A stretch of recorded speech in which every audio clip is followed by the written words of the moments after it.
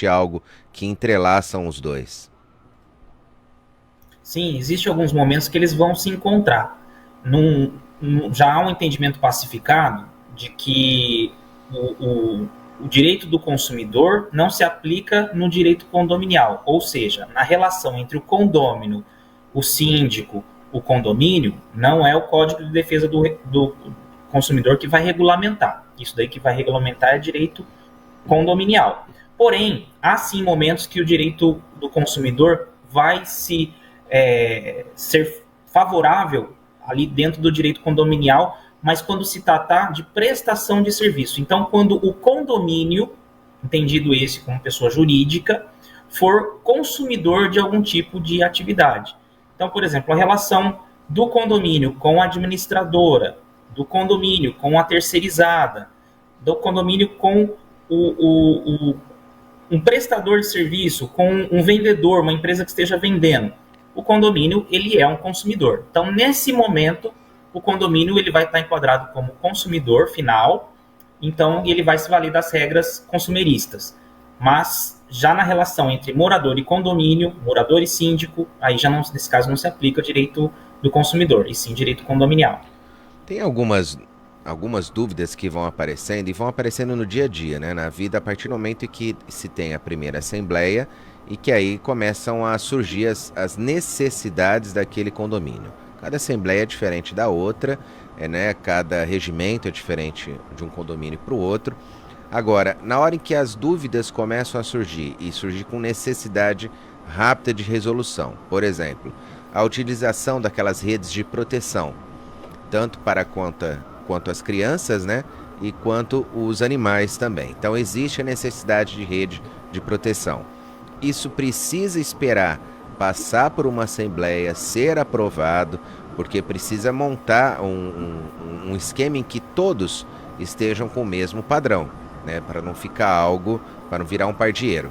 E aí existe o tempo, né? A celeridade. Eu preciso resolver algo rápido, mas eu vou precisar chamar uma assembleia para que ela vote, para que ela padronize, para que eu vá atrás dessa empresa que me possibilite uma rede de proteção adequada, conforme a assembleia votou.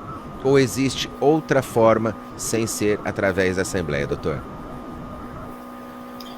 Itens de segurança, principalmente quando se fala de proteção à vida, que é o caso da rede, o objetivo dela é essa, proteção à vida das crianças, dos animais que não têm noção do risco que de queda ali, esses itens eles independem de assembleia. Então o condômino mudou, ele tem a possibilidade de já colocar a rede dele. O condomínio que já for um pouco mais ágil, mais esperto na administração, ele já vai regulamentar isso logo no começo. Por quê? Por uma questão de padrão. Porque se não tiver padrão, o condômino, por se tratar de item de segurança, ele vai colocar algo que seja não tendo regra, ele vai colocar algo que seja ali que atende a ele, a segurança dele. Então, muitos condomínios, no começo, é ideal que já façam isso, já estabeleçam critérios, embora as construtoras já estão entregando a convenção com a padronização do modelo que pode ser colocado de grade ou de tela. Então, os condomínios que tiverem uma agilidade na administração vão fazer isso logo no começo, já vão disciplinar várias coisas na primeira assembleia. E aí já estabelece qual o padrão de cor, de formato. No caso de tela é mais simples, mas no caso de grade, existe o desenho da grade, um pouco mais delicado, a cor que essa grade vai ser pintada para manter um padrão arquitetônico, porque nós não podemos deixar de considerar que condomínio, a base de um condomínio é o padrão arquitetônico. Então não pode ser cada um colocando do jeito que quer. Mas, então, por isso que precisa ser estabelecido o padrão. O condomínio não pode proibir de colocar tela ou uma grade, um item de segurança. Ele pode determinar que seja um ou outro, né? Então, ele pode, de repente, proibir a grade, mas pode permitir a tela. Mas um item de proteção tem que ter. Então, é por isso que é importante que o condomínio já faça isso logo no começo, porque senão o condomínio, por ser um item de segurança, vai acabar se antecipando e fazendo do jeito que for possível. Ô Luiz, caso ele antecipe, caso ele faça, e eu ouvi isso algumas vezes já dentro de condomínio, em que a pessoa entrou e fez primeiro que todos os outros, E aí a ideia era, vocês que me sigam. Vocês têm já o modelo, eu coloquei, então vocês me sigam. Inclusive cor, o tamanho da tela e tudo mais. Isso é real ou ele pode ser desconfigurado, né, descaracterizado dentro de uma resolução em assembleia? Em termos práticos, não estou nem falando pela parte legal, mas em termos práticos, acaba sendo uma realidade. O que fizer primeiro, ele acaba criando, de certa forma, um padrão que os outros acabam tendo que seguir.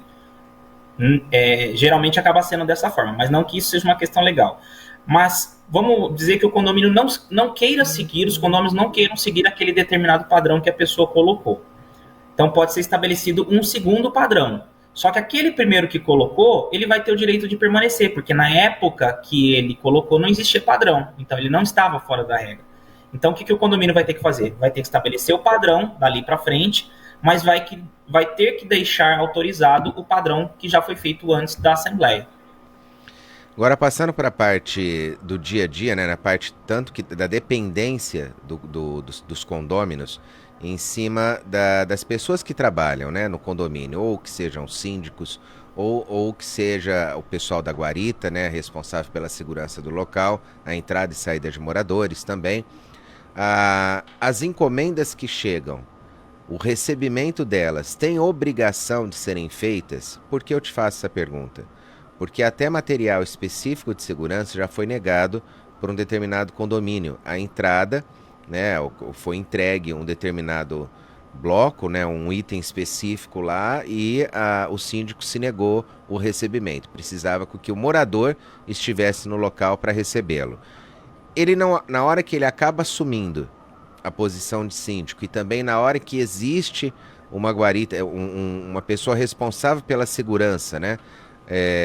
Ele acaba não tendo a responsabilidade ou obrigação nesses recebimentos? A lei que disciplina as entregas de correspondências, não vou dizer exatamente o correio em si, mas a lei que disciplina a entrega de correspondências a nível Brasil, ela determina que as entregas em condomínios deverão ser recebidas pela portaria. Então existe a obrigatoriedade do condomínio receber correspondências enviadas pelo sistema de correios. Tá? Não existe obrigatoriedade de recebimento de outros tipos de encomendas ou correspondências. É claro que um condomínio que quer, de certa forma, entregar algo bom para os seus condôminos, ele vai tentar fazer o maior possível de recebimentos que lhe for permitido ali. Então, mas, por exemplo, o condomínio ele não vai receber itens grandes, como uma entrega de geladeira, de fogão. Isso daí ele não vai receber para deixar na portaria. Isso daí ele vai liberar a entrada para ser entregue diretamente no apartamento ou na casa do condômino. O que a portaria do condomínio é obrigada a receber são correspondências dos correios. O restante, não existe uma obrigatoriedade legal, a menos que a convenção regimento interno do condomínio estabeleça essa obrigatoriedade e os critérios de recebimento. Mas, por exemplo, você pega um representante farmacêutico, né, de laboratório. Não existe obrigatoriedade do condomínio receber aquelas caixas, até porque é uma questão bastante delicada. Mas pode receber? Pode receber, mas não existiria aquela obrigatoriedade. Muitos condomínios recebem, mas não existe obrigatoriedade. Então, depende muito do tipo de entrega que vai ser feita, se é correspondência, se é entrega. Tem que avaliar muito a situação real do que está sendo entregue, para poder dizer isso eu sou obrigado a receber, isso eu não sou obrigado a receber. Luiz, então vamos pegar um exemplo bem prático aí, a respeito da entrega de mercadorias, Mercado Livre, que seja outro tipo de empresa que faça as entregas. E há um costume de alguns condomínios receberem esses itens também. Só que existe o prazo de 7 dias corridos a partir do recebimento do produto, aí vem um direito específico dentro do direito do consumidor, né, onde a pessoa tem o direito em devolver o produto sem nenhum tipo de restrição, mas dentro do prazo de 7 dias corridos. Vamos dizer que a pessoa responsável pela portaria ou o síndico não informem ao condômino que aquele item já está na portaria e que acabem passando esses 7 dias. Vamos dizer que no 9º, no 10º dia, é devolvido o produto para aquela pessoa. Ela não pode utilizar o direito do arrependimento porque o produto foi recebido. Mesmo que por um terceiro, ele já foi recebido. Agora, quem arca por um erro causado deste porte, né? Por mais que não haja dentro da Assembleia, ou por mais que não haja uma obrigação legal, mas foi feito o recebimento. Então, quem arca, caso o produto tenha vindo com defeito, caso o produto, a pessoa quisesse utilizar o direito do arrependimento, caso ela já tivesse feito isso, inclusive, pelo site, mas mesmo assim o produto foi entregue. Quem é responsável? O condomínio, a partir do momento que ele recebeu, entrega assim de compras online, o condomínio não teria obrigatoriedade legal de receber. Pode ser que ele tenha uma obrigatoriedade pelo regimento interno, porque de repente em assembleia ficou decidido que ele seria obrigado a receber. Mas legal, ele não teria obrigatoriedade de receber. Mas a partir do momento que ele assumiu a responsabilidade de receber, então ele se comprometeu com aquilo. Então ele tem que seguir todos os trâmites. Então se por culpa dele, condomínio, extrapolou o prazo de 7 dias, né, previsto no Código de Defesa do Consumidor, devolução pela uma compra pela internet, ou até mesmo uma garantia, por 30 dias, passou muito tempo, o condomínio vai ser responsabilizado, porque houve uma falha interna do condomínio no procedimento, é uma responsabilidade de gestão que em algum momento houve alguma falha de algum trâmite interno que causou esse prejuízo ao condômino, que no caso é consumidor de algum produto, e nesse caso o condomínio vai se tornar responsável.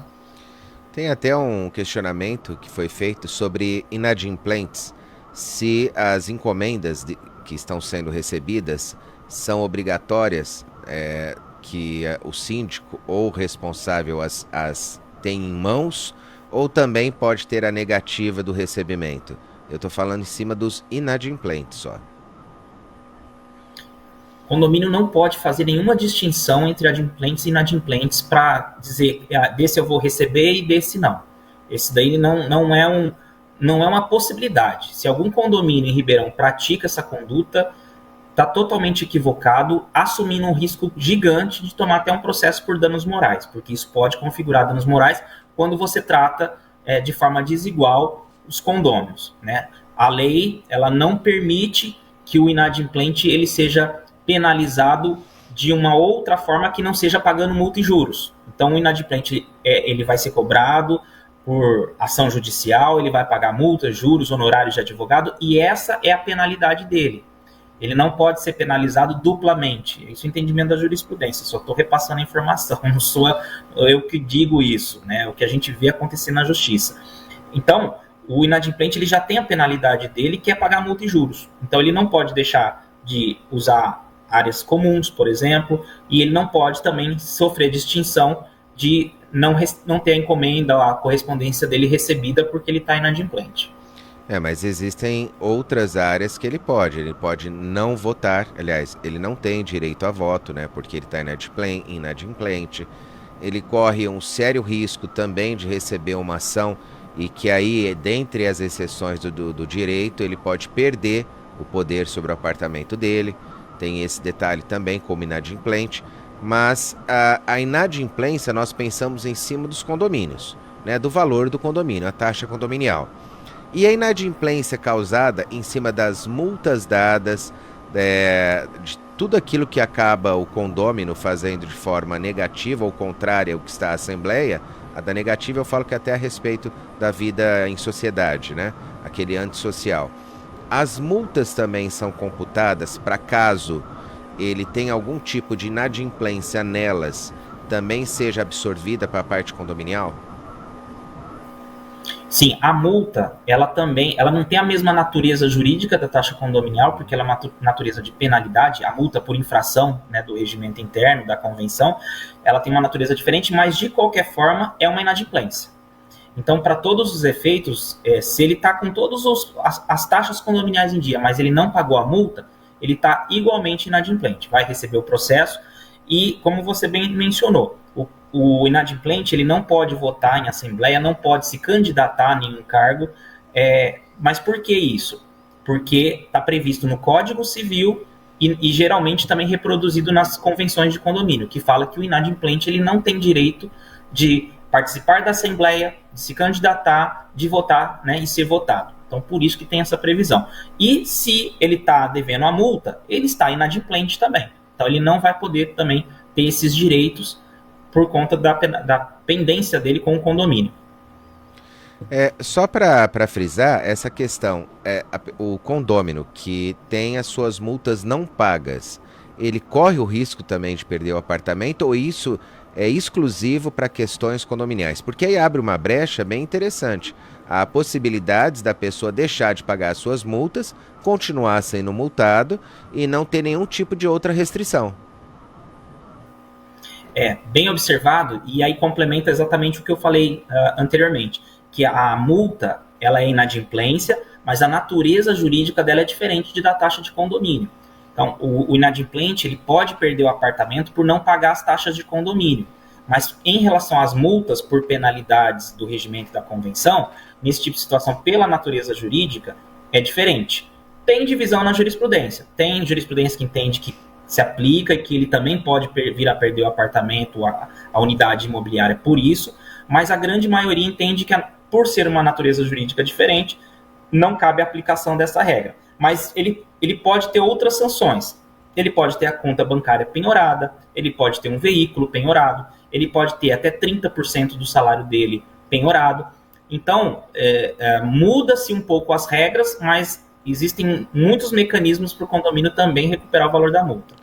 Doutor, e a questão da prescrição? Tudo no meio jurídico existe um começo, meio e fim. Existe um fim para se questionar ou para se cobrar? Porque às vezes a pessoa deixou de pagar lá 1 ano, mas continuou pagando os anos seguintes e deixando uma dívida de 12 meses. Só que lá no 6º, 7º ano, a empresa resolveu entrar com uma ação contra este condômino. Existe essa possibilidade? Existe a prescrição nas dívidas condominiais? Existe, e é uma questão muito interessante. O prazo de prescrição da dívida condominial é de 5 anos a contar do vencimento, né, da data que venceu o boleto. Aí você conta 5 anos. Então, todo mês, de certa forma, prescreve uma. Se você tem 5 anos pela frente, vai prescrevendo. Então, às vezes você não cobra uma, mas você pode cobrar outras de acordo com o prazo. Só que o que é interessante nesse aspecto? Prescreve e o condomínio não pode mais cobrar judicialmente, porque não pode mais entrar com a ação. Só que a dívida ainda existe.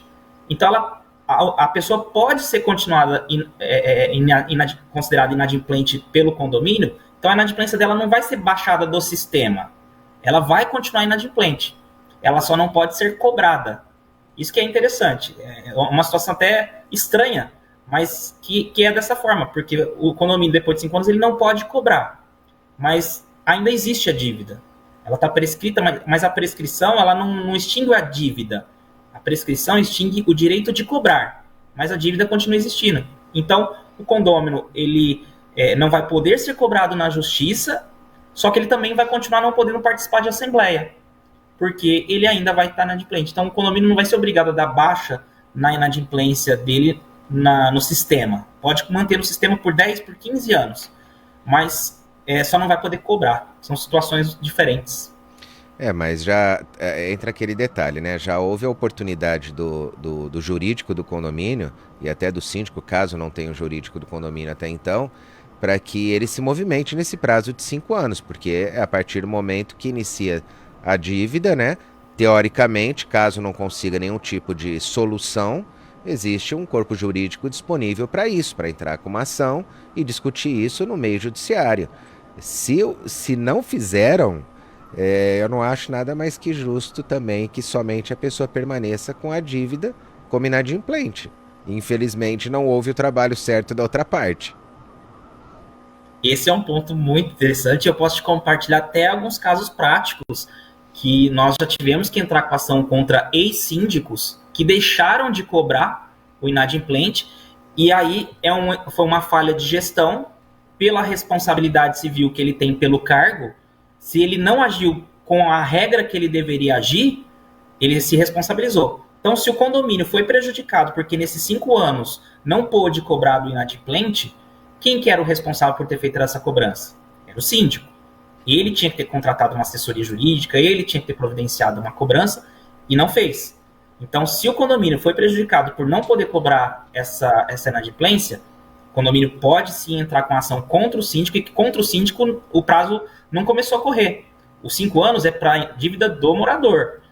O síndico ainda tem responsabilidade civil de 3 anos. Então, depois que ele deixou o cargo, ele ainda tem 3 anos de responsabilidade civil. E prejuízos que ele deu para o condomínio podem ser cobrados. Então, vamos dizer nesse caso, tem 5 anos de prescrição e mais 3 para cobrar do síndico. Se o síndico deixou prescrever 5, você ainda tem 3 para cobrar do síndico em relação aos últimos 5. Então, vai ter um responsável, o condomínio não vai sair em prejuízo. E o responsável por isso é o síndico. Eu vou dar um pulinho no Savenhago e já volto com mais informações com o Dr. Luiz Fernando Maldonado. Aqui no Savenhago, preparamos tudo para que você sinta prazer em fazer suas compras. É a minha cara, é do meu jeito, qualidade em tudo, tudo que eu vejo. Variedade, grandes ofertas e facilidade de pagamento. O Savenhago é a minha cara e a sua também. Savenhago, é bom para comprar, é bom para economizar. Tomate longa-vida italiano quilo no Savigan em R$ 3,95 somente na loja física. Banana nanico quilo R$ 4,95. Alho importado cada 100 gramas R$ 2,99. Cenoura quilo R$ 1,75. Batata de primeiro quilo R$ 4,98 e no nosso cartão a R$ 4,48. Ovos brancos grandes a dúzia R$ 6,99 e no nosso cartão a R$ 5,99. Manga tome o quilo R$ 4,48. Abóbora Itália o quilo R$ 1,59. Mamão Formosa, unidade, o quilo, R$ 4,95.